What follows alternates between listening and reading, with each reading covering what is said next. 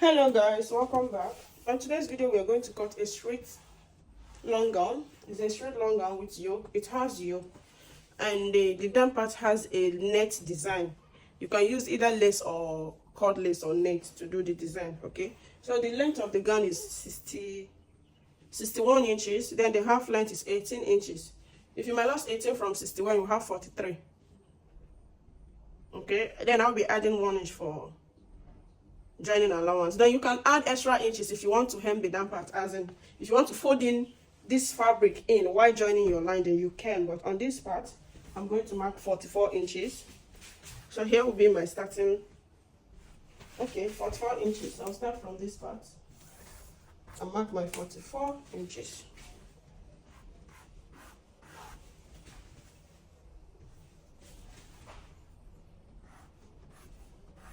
So after marking the 44 inches, the next thing is to mark my hip line, which is from the waist to my hip line is 9.5. The half inches will be for the joining. So the hip measurement, the hip length is 9 inches. Then while I mark 9.5 is because I'm going to use half inch to join the down part to the half length. You understand? So after that, you mark your new line.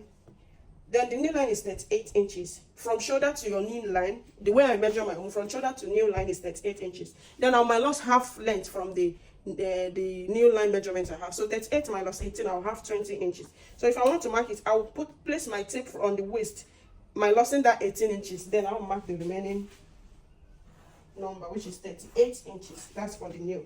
So after that, I'll divide my waist circumferences, the hip circumferences, by 4. So the waist is 36 divided by 4 will give me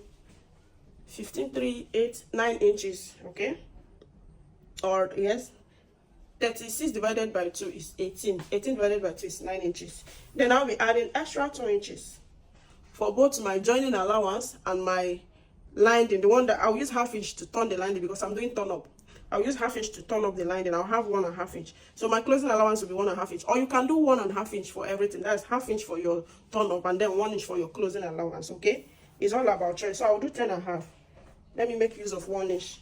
Then the hip measurement is 44 divided by 2 will give me, divided by 4 will give me 11. Then plus my 1.5 inch, that's 12.5.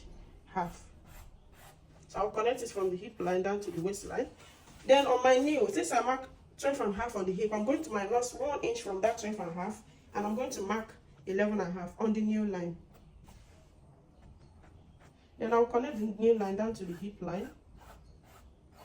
So since I mark 11.5 on the new line, I'm going to take out 1 inch and I'll mark 10.5 on the down part. So it's very simple. I'm trying to explain it to you so that you understand the easy method of cutting a straight skirt. So once you mark that, you connect it down to the new line. Can you see that?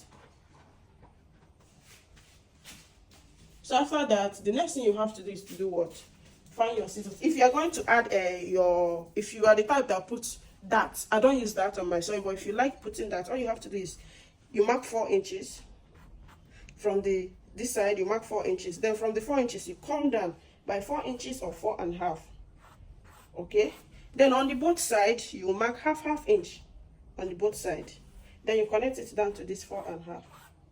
You do the same to this part.